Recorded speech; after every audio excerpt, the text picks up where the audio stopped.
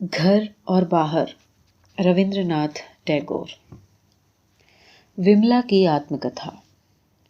मेरा विवाह ऐसे शाही खानदान में हुआ था जिसकी इज्जत शाही जमाने से चली आ रही थी। यहाँ जिस प्रकार अनेक विधि विधान मनु पराशर के माने जाते थे, उसी प्रकार बहुत से कायदे कानून मुगल पठानों के भी प्रचलित थे। लेकिन मेरे स्वामी बिल्कुल नए ख्याल के थे। इस घर में उन्होंने ही सबसे पहले ढंग के साथ पढ़ना लिखना सीखा और एमए पास किया। उनके दोनों बड़े भाई शराब पी पी कर कम उम्र में ही परलोक सिधार गए। वे कोई औलाद भी नहीं छोड़ गए थे। मेरे स्वामी शराब नहीं पीते थे। उनके चरित्र में चंचलता नहीं थी। ये बात इस घर में ऐसी नई थी कि लोग इसे पसंद नहीं करते थे। उनका ख्याल था कि जिनके घर में लक्ष्मी नहीं है, उन्हीं का चरित्र उज्जवल होता है। कलंक का स्थान तारों में नहीं, चांद में ही होता है।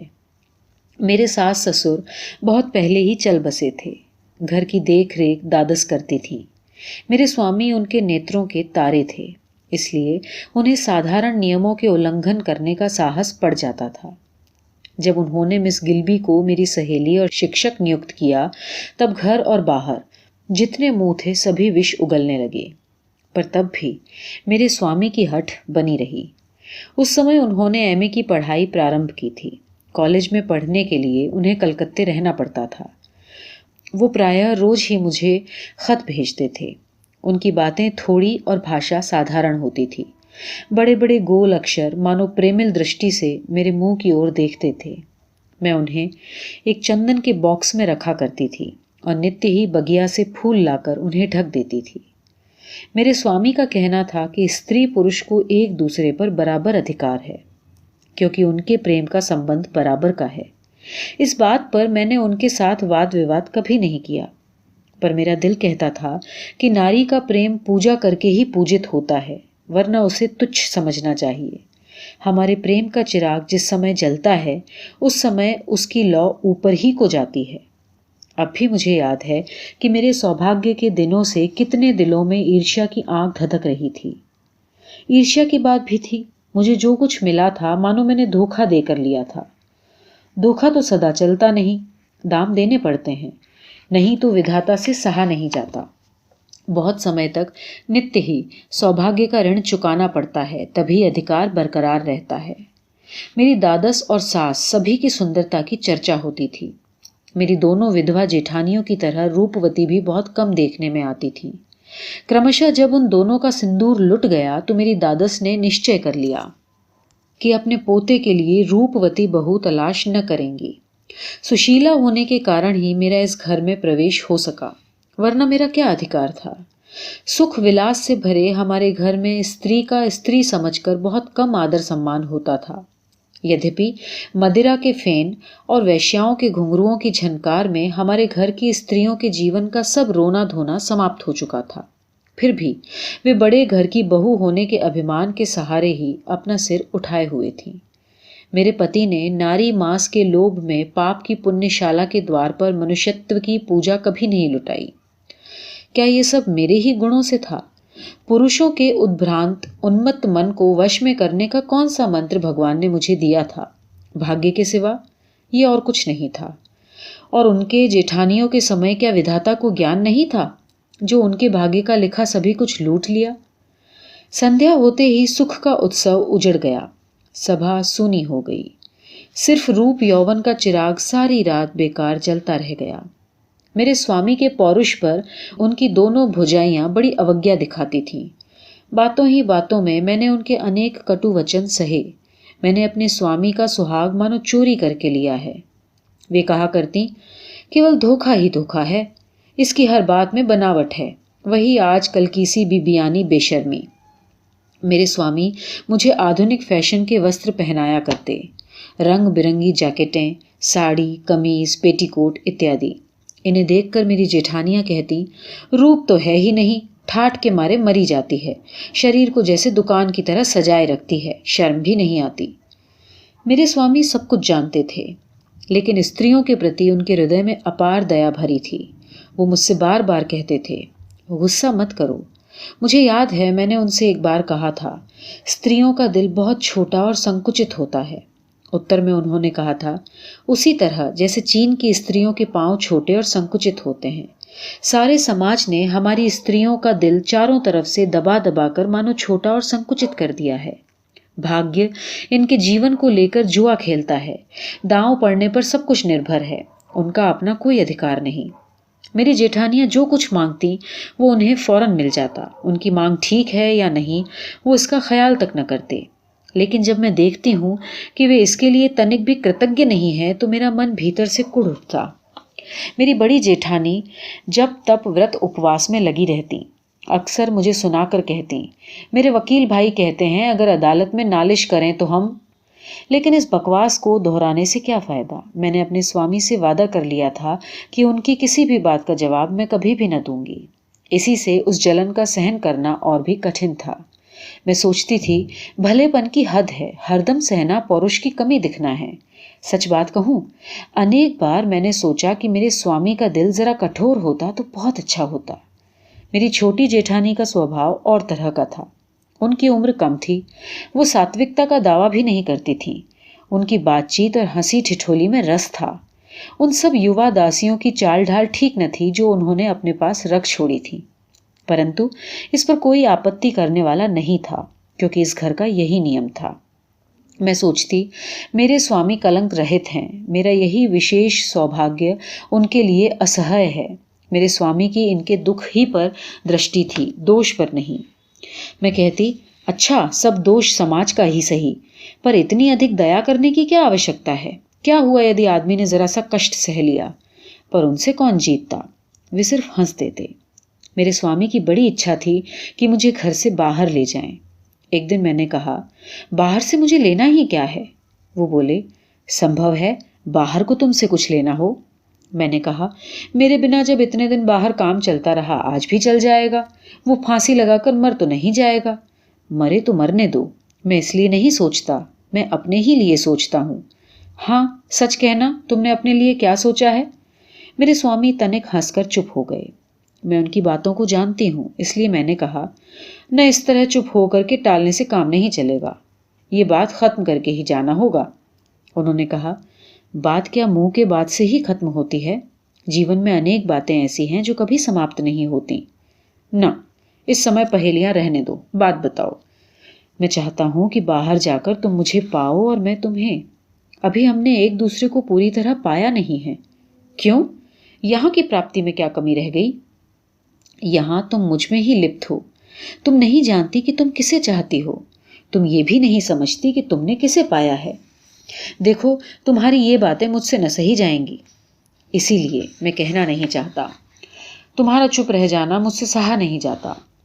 ये सब बातें मुझे बिल्कुल पसंद नहीं थी, पर उस समय बाहर न निकलने का ये कारण नहीं था।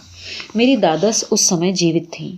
उनकी इच्छा के विरुद्ध मेरे स्वामी ने प्रायः 16 आना घर नए फैशन की चीजों से भर दिया था।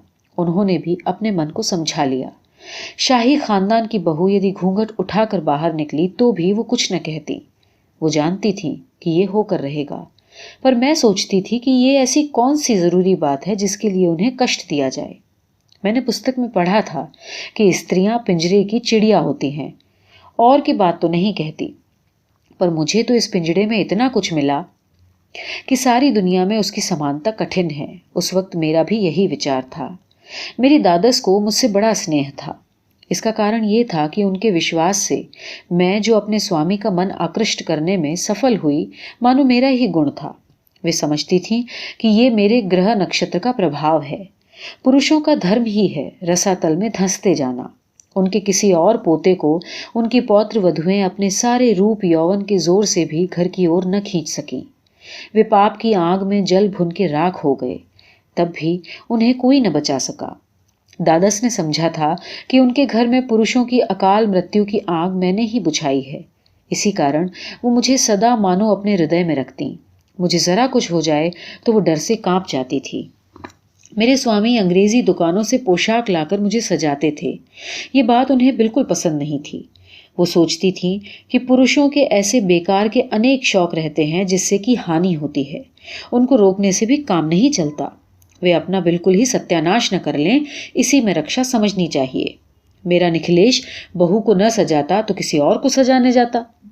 इसलिए जब कभी भी वो मेरे लिए कपड़े लाते तो स्वामी को बुलाकर खूब हंसी मजाक किया करती। अंत में उनकी पसंद का रंग भी बदल गया।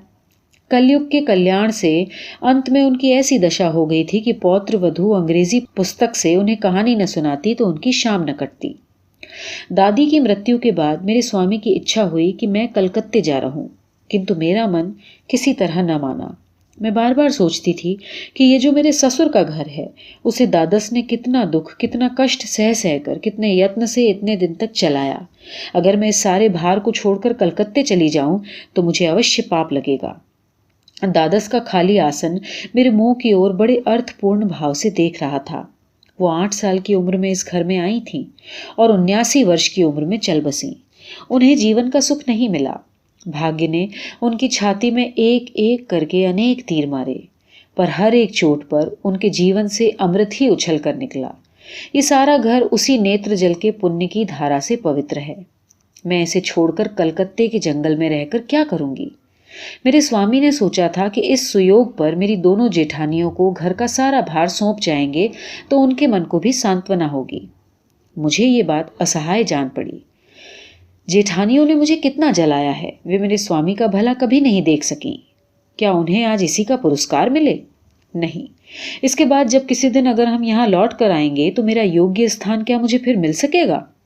मेरे स्वामी कहते, तुम्हें इस जगह से लेना ही क्या है? इसे छोड़कर जीवन में और भी तो अनेक कीमती चीजें हैं। मैंने मन ही मन कहा, पुरुष ये सब बातें अच्छी तरह नहीं समझते। उन्हें तो अपनी बाहर की बैठक से ही मतलब रहता है। वे घर गृहस्थी का असली अर्थ क्या जाने। इस जगह उन्हें स्त्रियों के इशारों पर ही चलना चाहिए। सबसे बड़ी बात यह थी कि मैं अपना रौब जमाए रखना चाहती थी। जो सदा से शत्रुता करते आए हैं, उनके हाथ में सब कुछ देकर चले जाना बिल्कुल हार मानने के समान है। एक समय बंगाल में स्वदेशी का बड़ा जोर चला था। उस समय मेरी दृष्टि, आशा और इच्छा इस नए युग के गुलाल से लाल हो उठी थी। इतने दिन जिस जगत को मैं एकांत समझता था और जीवन से धर्म, कर्म, आकांक्षा, साधन को जिस सीमा के अंदर संभाल कर रखने में लगा हुआ था, उसी में यद्यपि उस समय भी लगा रहा और उसकी बाढ़ न टूटी। पर उसी बाढ़ के ऊपर खड़े होकर अचानक दूर दिगंत व्यापी एक आवाज सुनी।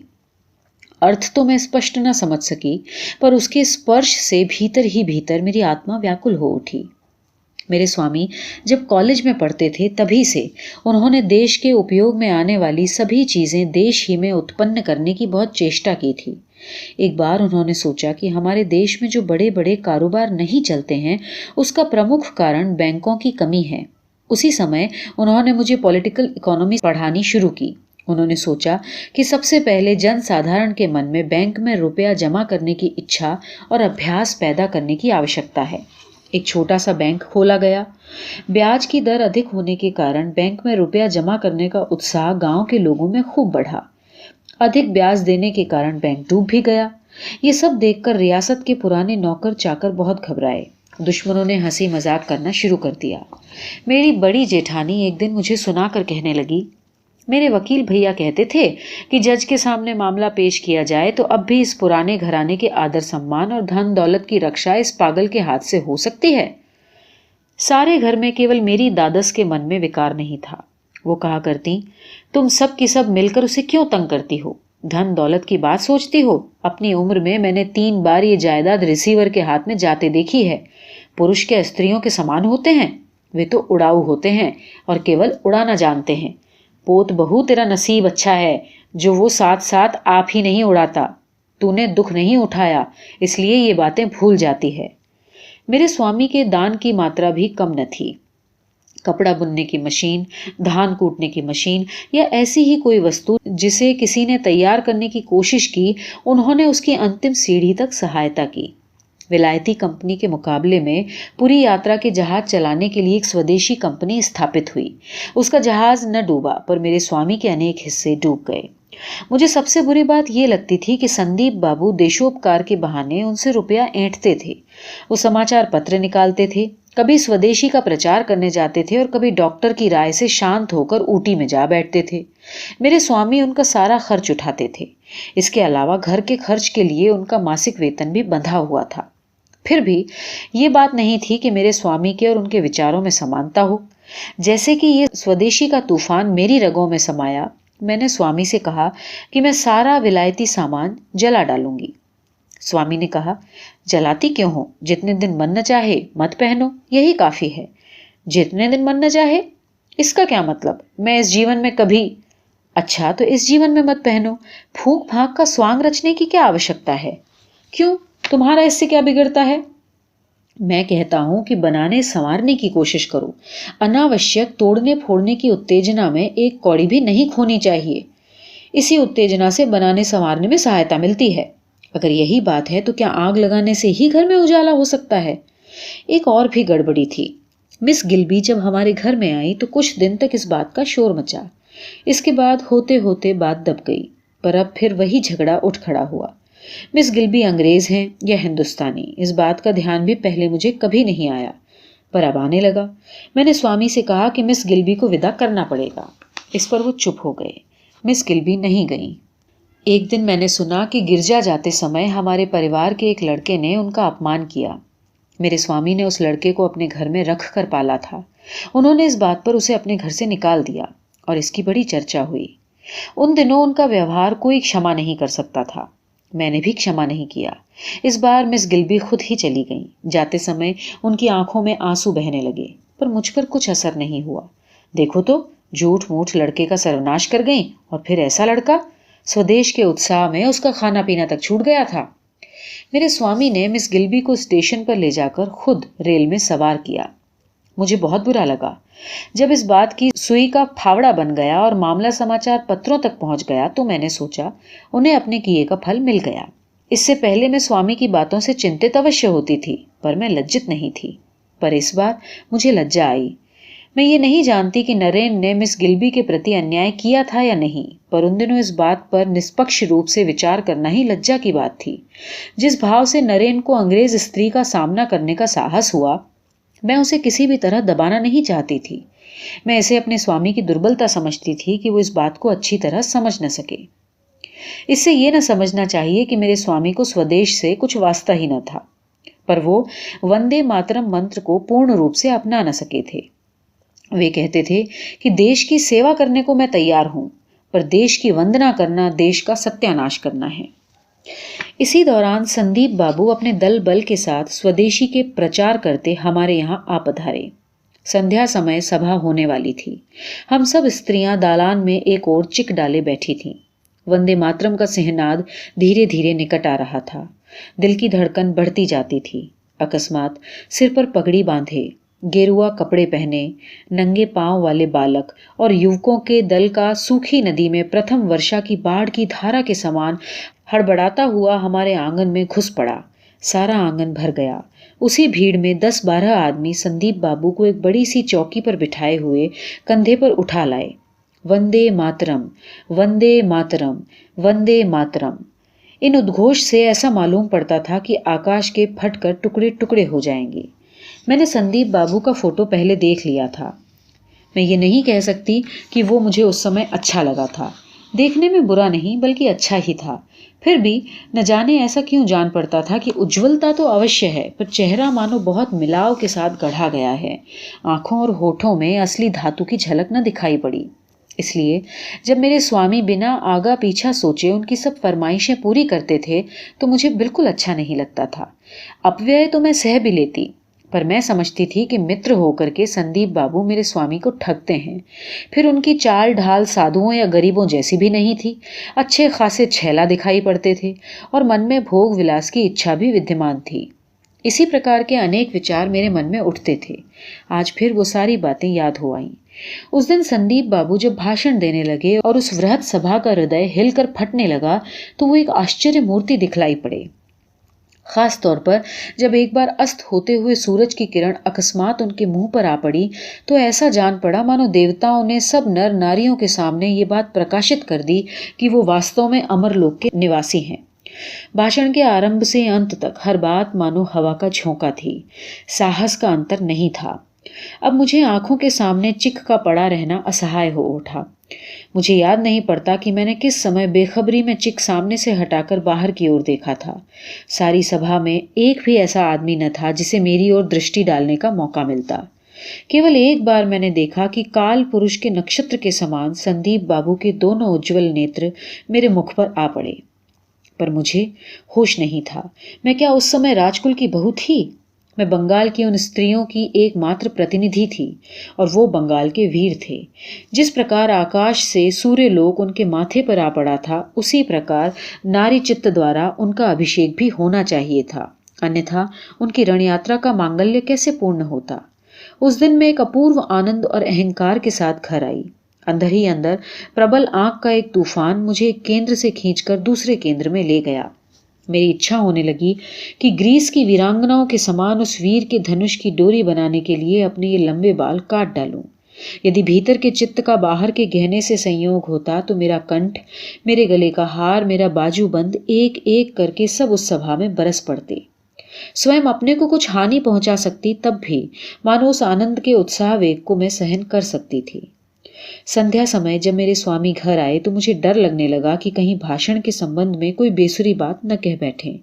कहीं ऐसा न हो कि उनकी सत्य प्रियता को ठेस लगी हो और वे असम्मति प्रकट करने लगें। यदि ऐसा होता तो उनकी अवज्ञा किए बिना मुझसे रहा न जाता। पर वे कुछ नहीं बोले। मुझे ये भी अच्छा नहीं लगा। उन्हें कहना चाहिए था कि आज संदीप बाबू की बातें सुनकर आंखें खुल गई। इस विषय में इतने दिन जिस भूल में मैं पड़ा था, आज वो सब दूर हो गई।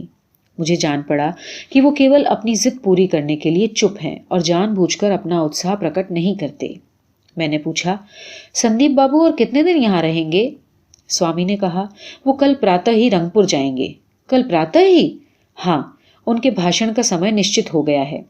मैं थोड़ी देर चुप रही, फिर बोली, किसी तरह कल यहाँ रह जाने से उनका काम नहीं चलेगा? ये संभव तो नहीं है, पर कहो क्या बात है? मेरी इच्छा है कि मैं उन्हें अपने सामने भोजन कराऊं। मेरे स्वामी को बड़ा आश्चर्य हुआ। इससे पहले कई बार उन्होंने अपने मित्रों के सामने बाहर जाने के लिए मुझसे अनुरोध किया, परंतु मैं कभी तैयार नहीं हुई। मेरे स्वामी ने मेरी ओर स्थिर भाव से देखा। मैं उनके मन की बात ठीक नहीं समझी। मन ही मन एकदम बड़ी लज्जा महसूस होने लगी। मैं बोली, न, रहने दो, कुछ आवश्यकता नहीं। उन्होंने कहा, क्यों? आवश्यकता क्यों नहीं? मैं संदीप से कहूंगा। यदि संभव हुआ तो वो कल ठहर कर चला जाएगा। मैंने सुना कि ठहरना संभव हो गया। सत्य कहूं, उस दिन मैं यही सोचती थी कि ईश्वर ने क्यों मुझे अपूर्व सुंदरी नहीं बनाया। किसी का मन हरने के लिए नहीं, बल्कि इसलिए कि रूप एक प्रकार का गौरव होता है। आज इस महाअवसर पर देश के पुरुष देश की स्त्रियों के द्वारा एक बार जगद्धात्री को देख लें। बाहरी रूप न होने से उनके नेत्र देवी को नहीं पहचानते। संदीप बाबू क्या मुझ में देश की उस जागृत शक्ति को देख सकेंगे? नहीं, वो मुझे एक साधारण नारी समझेंगे, अपने मित्र की गृहिणी मात्र। उस दिन प्रातः ही मैंने अपने बालों को खूब धो धोकर एक लाल रेशम के फीते से बांध दिया। दोपहर के खाने का निमंत्रण था, इसलिए बाल सुखाकर चोटी बांधने का समय ही नहीं था। मैंने उस दिन जरी के किनारे वाली सफेद मद्रासी साड़ी पहनी। मेरी आधी आस्तीन की जैकेट में भी पतली सी जरी की गोट लगी थी। मेरा विचार था कि इन कपड़ों में संयम और सादगी दोनों बातें हैं, इससे अधिक सादापन और क्या होगा। इसी समय मेरी जेठानी ने आकर मुझे सर से पैर तक बड़े गौर से देखा और उसके बाद होंठ बिचकाकर मंद मंद हंसने लगी। मैंने पूछा, किस लिए हंस रही हो? वो बोली, तेरा साज देख रही हूँ।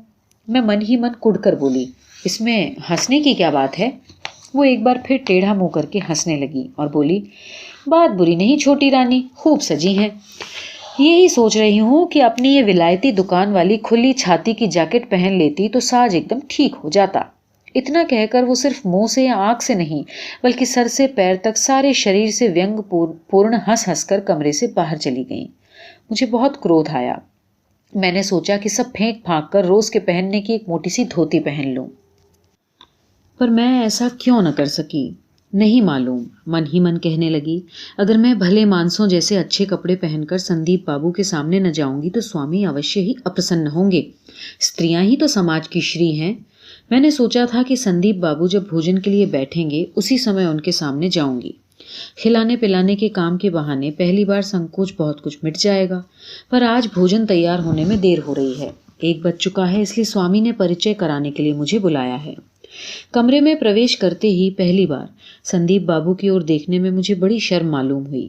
किसी तरह उसे दबाकर हिम्मत करके मैं बोली, आज भोजन करने में आपको बड़ी देर हो गई। वे बिना किसी संकोच के मेरे सामने की कुर्सी पर बैठकर बोले, देखिए, अन्न तो रोज किसी न किसी तरह मिल ही जाता है, पर अन्नपूर्णा पर्दे में ही रहती है। आज अन्नपूर्णा आई है, अन्न पर्दे में ही रह जाए तो क्या हर्ज है। जैसा प्रभाव उनके भाषण में था वैसा ही उनके व्यवहार में था। सब जगह अनायास ही अपना यथोचित आसन प्राप्त कर लेने का मानो उन्हें अभ्यास था। किसी के दिल में कुछ ख्याल पैदा हो सकता है, इस बात का उन्हें जरा भी प्रयोजन नहीं था। पास आकर बैठने का मानो उन्हें स्वाभाविक अधिकार है। अगर इसमें कोई दोष है तो दोष उसी का है। मुझे लज्जा आने लगी। संदीप बाबू दिल में ये न सोचें कि ये तो बिल्कुल पुराने ज़माने की मालूम पड़ती है। मुंह से बातों की झड़ी लग जाए, कहीं भी बाधा न पड़े, एक एक उत्तर सुनकर वो अचंभे में रह जाएं, ये सब मुझसे किसी भी तरह न बन पड़ा। मुझे दिल ही दिल में बड़ा कष्ट होने लगा। 1000 बार अपनी भर्त्सना करके मैं सोचने लगी कि मैं एकदम से उनके सामने कैसे आ गई। किसी न किसी तरह जब खाना पीना समाप्त हो गया तो मैं जल्दी से जाने लगी। द्वार के पास आ मेरा रास्ता रोक कर संदीप बोले, आप मुझे पेटू न समझें, मैं यहाँ खाने के लोभ से नहीं आया। मेरा लोभ तो सिर्फ यही था कि आपने बुलाया था। अगर आप खाना पीना समाप्त होते ही भाग जाएंगी तो ये मेहमान के साथ जुल्म होगा। अगर यही बात दृढ़ता और आत्मविश्वास के साथ न कही जाती तो बड़ी बेसुरी सुनाई पड़ती। और फिर वो मेरे स्वामी के ऐसे मित्र थे कि मैं उनकी भाभी के समान थी। मैं जब लज्जा के साथ लड़ाई करके संदीप बाबू की आत्मीयता के क्षेत्र में पहुंचने की चेष्टा कर रही थी, उसी समय स्वामी मेरी कठिनाई देखकर मुझे कहने लगे, अच्छा तो तुम खाने पीने से छुट्टी पाकर आ जाना। संदीप बाबू बोले, लेकिन वादा तो कीजिए, कहीं धोखा न देना। मैंने तनिक हंसकर कहा, मैं अभी वापस आती हूँ। वो बोले, मैं आपका क्यों यकीन नहीं करता, बताऊं? निखिलेश की शादी हुए आज 9 वर्ष हो चुके। 9 वर्षों से आप बराबर मुझसे चाल चलती आई हैं। इस बार फिर 9 वर्ष की तरह करने की मंशा हो तो फिर आपके दर्शन हो चुके। आत्मीयता प्रकट करते हुए मैंने मृदु कंठ से कहा, ऐसा होगा ही क्यों? उन्होंने कहा, मैं अल्प आयु में ही मर जाऊंगा, ऐसा मेरी जन्मपत्री में है। मेरे बाप दादाओं में कोई भी 30 वर्ष से अधिक जिंदा नहीं रहा। ये मेरा 27वां वर्ष है। वो जानते थे कि ये बात मेरे दिल पर चुभेगी। मालूम होता है कि इस बार मेरी बोली में करुण रस का एक छींटा भी था। सारे देश के आशीर्वाद से आपका दुख अवश्य ही पूरा हो जाएगा। उन्होंने कहा, देश का आशीर्वाद तो देश की देवियों के कंठ से ही लूंगा, अतः आपको इस कष्ट से आने के लिए कहता हूं। फिर आज से ही मंगल पाठ शुरू हो जाएगा।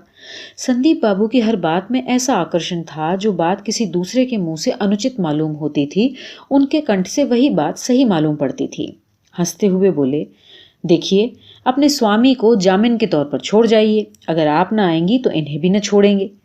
जब मैं चलने लगी तो वो फिर मुझसे बोले, मुझे आपसे एक काम और भी है। मैं ठहर गई।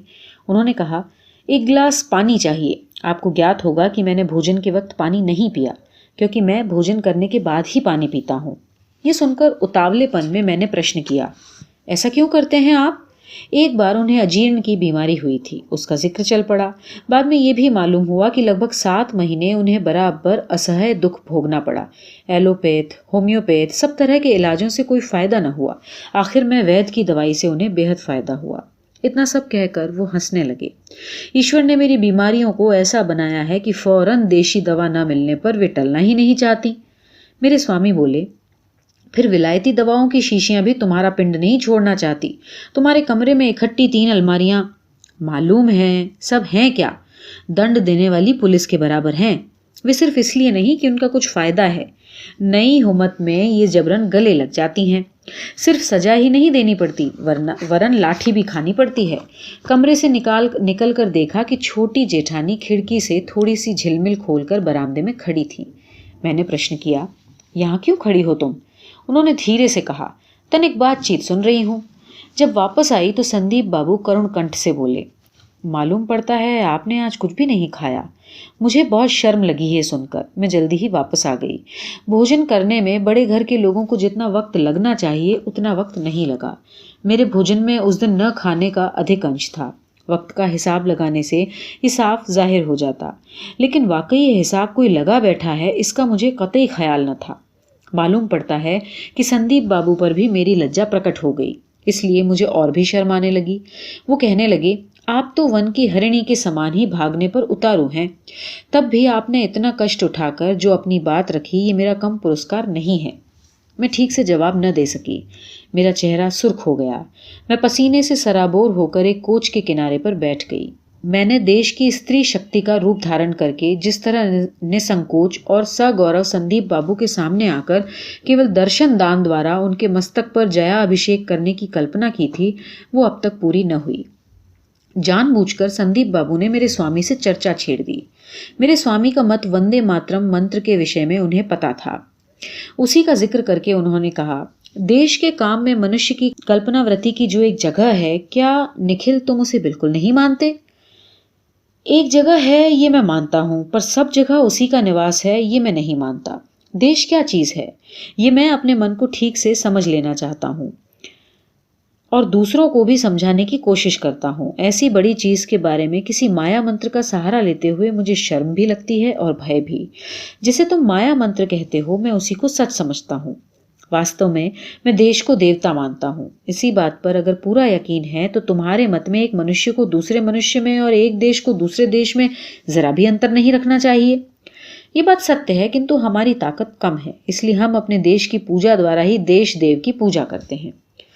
पूजा करने के लिए मैं मना नहीं करता, पर दूसरे देशों में जो भगवान हैं उनके प्रति विद्वेष रखते हुए ये पूजा किस तरह पूरी हो सकती है? विद्वेष भी पूजा का ही अंग है। किरात वेशी महादेव के साथ युद्ध करके ही अर्जुन ने वरदान लिया था, यदि हम भगवान से लड़ें तब भी एक दिन वो हमसे खुश होंगे। अगर ऐसा है तो जो लोग देश से शत्रुता करते हैं और जो देश की सेवा करते हैं, दोनों ही भगवान के उपासक हुए। फिर देशभक्ति का प्रचार करने की क्या आवश्यकता? अपने देश की बात और है, उसके प्रति हृदय में खास भक्तिभाव की जरूरत है, पर केवल अपने ही देश के लिए क्यों? उसकी अपेक्षा खुद अपने ही संबंध में अधिक भक्तिभाव की जरूरत है। अपने हृदय में जो नर भगवान हैं उनका पूजा मंत्र हो तो देश देशांतरों में गूंजा करता है। निखिल, तुम्हारा ये सब विवाद सिर्फ बुद्धि की सूखी विवेचना है। हृदय भी कोई चीज है, क्या तुम बिल्कुल नहीं मानते? संदीप, मैं तुमसे सच कहता हूँ, देश को जब तुम देवता कहकर देश के लोगों की बुद्धि को भ्रम में डालते हो, उस समय मेरा हृदय बड़ा दुखी होता है। देश का उपकार करने के बहाने मैं देश के लोगों का उपकार नहीं कर सकता। दिल ही दिल में मुझे बड़ा क्रोध आ रहा था, मुझसे और रहा नहीं गया। मैं बोल ही उठी, इंग्लैंड, फ्रांस, जर्मनी, रूस, ऐसा कौन सा सभ्य देश है जिसका इतिहास अपने देश के लिए चोरी करने का इतिहास नहीं? जवाबदेही उस चोरी की उन्हें करनी पड़ेगी, इस समय भी करनी पड़ रही है। इतिहास अभी समाप्त नहीं हुआ। संदीप बाबू ने कहा, अच्छा तो हम भी वैसा ही करेंगे कि चोरी के माल से पहले घर को खूब भर लें, फिर धीरे धीरे अरसे तक हम भी जवाबदेही करेंगे। लेकिन मैं पूछता हूं कि तुमने जो कहा कि वे इस समय जवाबदेही कर रहे हैं, ये किस तरह? अपने पाप की जवाबदेही रोम ने जिस वक्त की, उस वक्त उसे किसी ने देखा नहीं। उस वक्त उसके ऐश्वर्य का ठिकाना न था। इसी तरह जब बड़ी बड़ी लुटेरी सभ्यताओं की जवाबदेही का दिन आता है तो बाहर से नहीं जान पड़ता।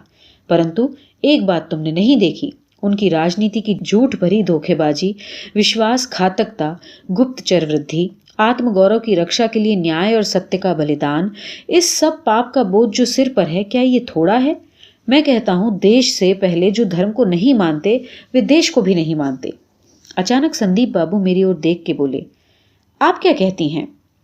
मैंने कहा, मैं बात का बतंगड़ नहीं करना चाहती, मैं तो सीधी सी बात ही कहूंगी। मैं मनुष्य हूं, मुझ में लोभ है, मैं देश के लिए लोभ करूंगी। मुझ में क्रोध है, मैं देश के लिए क्रोध करूंगी। कितने दिन के अपमान का बदला लूंगी। मुझ में मोह है, मैं शोक के लिए मोह करूंगी। मैं देश को ऐसे प्रत्यक्ष रूप में देखना चाहती हूँ जिसको मैं माँ कह सकूं, जिसके सामने बलिदान के पशु की बलि देकर खून से लाल कर दूं। मैं देवता नहीं, मनुष्य हूं। संदीप बाबू कुर्सी से उठे और दाहिना हाथ आकाश की तरफ उठाकर एकदम बोल पड़े, हुर्रे हुर्रे। फिर तुरंत ही संभल कर कहा, वंदे मातरम, वंदे मातरम। संदीप बाबू ने फिर कहा, देखो निखिल, सत्य स्त्रियों के प्राण के साथ मिलकर बिल्कुल एक हो गया है। हमारे सत्य में रंग नहीं, रस नहीं, आत्मा नहीं, केवल युक्ति शेष है। इसलिए स्त्रियां ही अच्छी तरह निष्ठुर होना जानती हैं, पुरुष नहीं जानते, क्योंकि धर्म बुद्धि पुरुषों को निर्बल कर देती है। स्त्रियां बिना संकोच सर्वनाश कर सकती हैं, इसलिए उनका अन्याय सुंदर होता है। पुरुषों का अन्याय भी भद्दा होता है, क्योंकि उनके मन में न्याय बुद्धि की दुविधा बनी रहती है। इसलिए मैं तुम्हें बताए देता हूँ कि आज हमारी स्त्रियां ही हमारे देश को बचाएंगी। आज धर्म, कर्म, विचार, विवेक का समय नहीं है। हमें निर्विकार होकर निष्ठुर होना होगा। अन्याय करना होगा। आज अपने देश की स्त्रियों के हाथ से रक्त चंदन लगवाकर पाप को सुशोभित करना होगा। हमारे कवि ने कहा है, याद नहीं? देखिए, एक पाप एक सुंदरी, तब चुम्बन अग्नि मंदिर रखते फिरुक संचरी, अकल्याणेर बाजुक शंख, ललाटे लेपिया दाओ कलंक, निर्लाज कालो कलुप पंख, बुके दाओ प्रलयंकारी। अर्थात आओ पाप, आओ सुंदरी, अपने चुंबन की अग्नि मदिरा को मेरे रक्त में संचार कर दो, अकल्याण का शंख बजने दो, मस्तक पर कलंक लगा दो, और हे प्रलयंकारी, निर्लज कलुषता की कीच मेरी छाती पर डाल दो। आज उस धर्म को धिक्कार है जो खुश होकर सर्वनाश करना नहीं जानता। इतना कहकर उन्होंने पृथ्वी पर 2 बार पैर पटका। कालीन के ऊपर से बहुत दिनों की सोई हुई धूल घबराकर उठ खड़ी हुई। उनके मुंह की तरफ देखकर मेरे सारे शरीर में रोमांच हो आया। अचानक वो फिर से गरज कर बोले, जो अग्नि घर को फूंकती है, संसार को जलाती है, मैं साफ देख रहा हूं कि तुम उसी अग्नि की सुंदरी देवी हो। आज हम सब को नष्ट हो जाने का दुर्जय तेज प्रदान करो, हमारे उन्माद को सुंदर बना दो। ये अंतिम वाक्य उन्होंने किससे कहे, मैं समझ न सकी। वो वंदे मातरम कहकर जिसकी वंदना करते हैं, या तो उससे कहे, या फिर उससे जो देश की स्त्रियों के प्रतिनिधि के रूप में उनके सामने उपस्थित थी। मालूम पड़ता था कि वे और भी कुछ कहेंगे, लेकिन तभी मेरे स्वामी उठे। उनके शरीर पर हाथ धरकर बोले, संदीप, चंद्रनाथ बाबू आ गए हैं। मैं एकाएक चौंक पड़ी। घूमकर देखा, सौम्य मूर्ति वृद्ध मास्टर द्वार के पास खड़े सोच रहे थे कि अंदर आएं या नहीं। मेरे स्वामी ने आकर मुझसे कहा, यही मेरे मास्टर साहब हैं, इनका परिचय मैं तुम्हें कई बार दे चुका हूँ, इन्हें प्रणाम करो।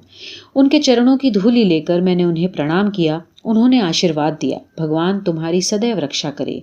तब मैं यही आशीर्वाद चाहती थी।